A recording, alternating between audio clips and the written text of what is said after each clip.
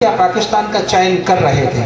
जैसलमेर के राजा को मोहम्मद अली जिन्ना ने एक दाना डाला और उन्होंने कहा कि अगर तुम अपनी विलीन पाकिस्तान के पक्ष में दे दोगे, हम तुमको स्वतंत्र स्टेट घोषित कर देंगे, तुम पर कोई पाकिस्तान का कर नहीं लगेगा, झंडा नहीं चलेगा, आप अपना सिक्का निकालना, आप अपना ध्वज फहराना। इस बात को लेकर के जैसलमेर का राजा कराची चला गया था। ये खबर जब लोकवाणी के संपादक त्रिपाठी जी को पता चली, उन्होंने खबर छापने से पहले इस खबर को सरदार पटेल के पास भेजा।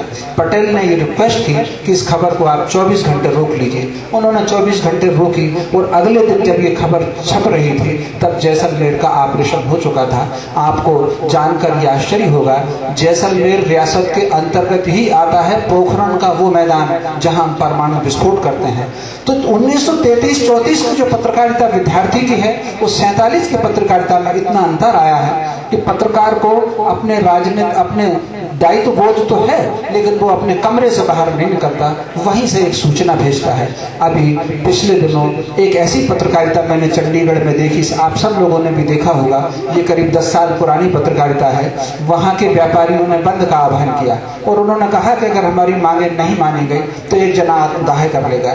एक व्यापारी ने आत्मदाह किया, टीवी के कैमरे वहां लगे रहे, सब लोगों ने इस बात का लाइव टेलीकास्ट किया कि किस प्रकार वो माचिस की तीली लगा रहा है, कौन उस पर घासले डाल रहा है, और जलता हुआ उसको पूरे देश में देखा।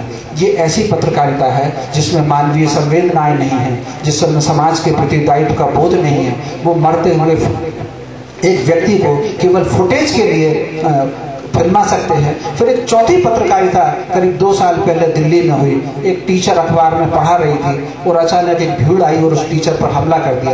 एक टीवी चैनल ने खबर ये बनाई कि ये लड़कियों के स्कूल में ये महिला सेक्स रैकेट चलाती है। बाद में पता चला जिस लड़की की शिकायत पर वो खबर बनी वो उस स्कूल की विद्यार्थी ही नहीं थी। तो खबर और सनसनीखेज बनाने के लिए तथ्यों का भी क्रिएशन होता है। अब बदलते वक्त में ऐसी पत्रकारिताएं बहुत आगे बढ़ेगी। मैं विदिशा और रायसेन और सांची के पत्रकारों से कहना चाहता हूं कि अपनी खबर बनाने के लिए, अपनी नकारात्मकता को डालने के लिए, ये जो आज कंपटीशन हो गया है, तनाव का कंपटीशन हो गया है, तमाशे का कंपटीशन अखबार में हो गया है, इसको कहीं ना कहीं थोड़ा सा अलग विराम दें, अपनी खबरों में रचनात्मकता लाएं। और रचनात्मकता लाने के लिए सबसे पहले आपको अपने व्यक्तित्व को विराट करना पड़ेगा, आपको आत्मनिर्भर बनाना पड़ेगा।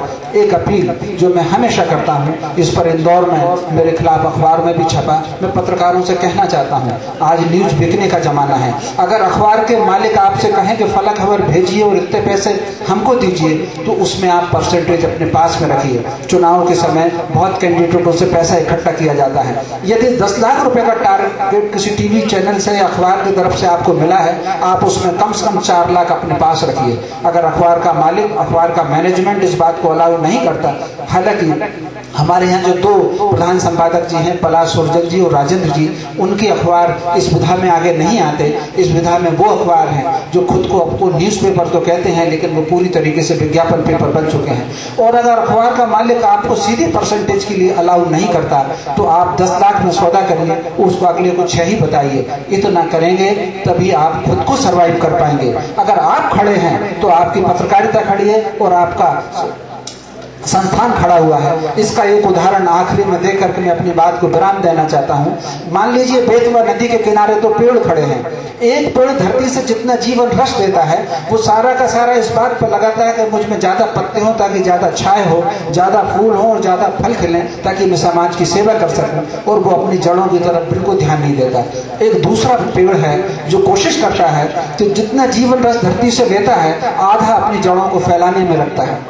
अचानक अगर तूफान आता है, दोनों पेड़ों पर तूफान का एक समान आघात पड़ता है, लेकिन जिसकी जड़ें गहरी हैं वो पेड़ खड़ा रहता है। एक आध डाली टूटती है, लेकिन जिसकी जड़ें हल्की हैं वो नदी में बह जाएगा। उसको दूर से पकड़ेंगे, उठा लिए जाएंगे, उसको सुखाएंगे, उस पर आरा चलेगा और उस पर लोग मनमानी अपनी टेबलें लगाएंगे, और जब उसमें घुन लग जाएगा उसको जला करके खत्म कर देंगे। आप तय कर लीजिए कि आप बिना जड़ वाले पत्रकार बनना चाहते हैं कि जड़ वाले पत्रकार बनना चाहते हैं। प्रलय 2 ही तरीके से होती है। एक प्रलय वो होती है कि हम दुनिया में खड़े हैं और पूरी दुनिया पानी से भर गई, हम भोजन भी नहीं ले सकते, ऑक्सीजन भी नहीं ले सकते।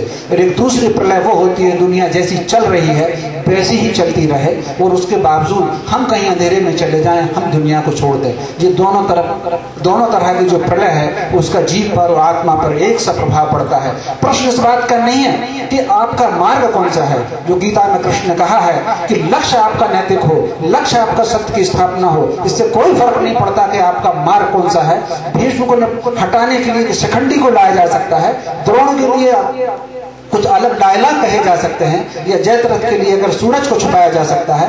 उसका अर्थ केवल इतना ही है कि आपका लक्ष्य पवित्र है। अगर आपको पत्रकारिता के लक्ष्य पवित्र करना है, अपने क्षेत्र का विकास करना है, अपने क्षेत्र जिस ऊंचाई पर रहा है कभी विदिशा और रायसेन उस ऊंचाई पर ले जाना है, तो आपके मार्ग कुछ भी हो सकते हैं। आपको अपने लक्ष्य की नैतिकता रखनी है। यही शिक्षा गीता से मिलती है और यही शिक्षा रामायण से मिलती है।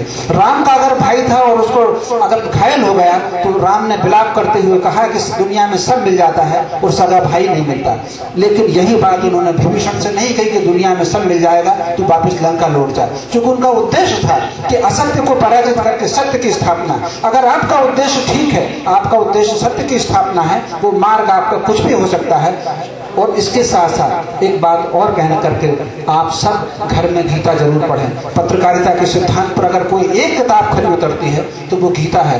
गीता को अमेरिका के 10 मैनेजमेंट इंस्टीट्यूट ने अपनी पहली पाठ्य पुस्तक बनाया है और उस पर बहुत रिसर्च हुआ है। अगर आप गीता पढ़ेंगे तब आपकी पर्सनालिटी डेवलप होगी। जितने जो 5 W और 1 H पत्रकारिता का पहला सिद्धांत है, गीता का प्रत्येक अध्याय इससे भरा हुआ है। उसके 18 अध्यायों में जो 17 विषय उन्होंने वर्णन किया है, प्रत्येक अध्याय एक विषय पर कंप्लीट है। मैं चैलेंज करता हूं तमाम लोगों से जो मैनेजमेंट गुरु हैं, जो विषय गीता में बताया गया है और एक अध्याय में उन्होंने कंप्लीट कर दिया है, उसमें कोई नया सवाल नहीं बन सकता और ना उसमें से एक सवाल आप कम कर सकते।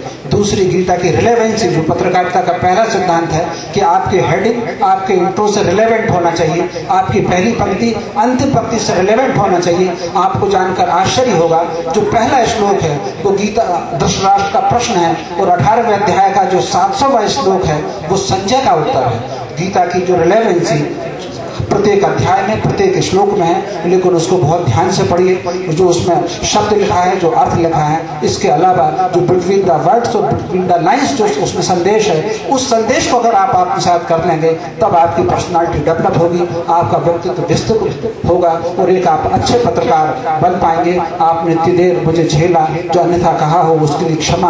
और वेद ने पर्ची नहीं भेजी, इसके लिए वेद का भी बहुत बहुत धन्यवाद।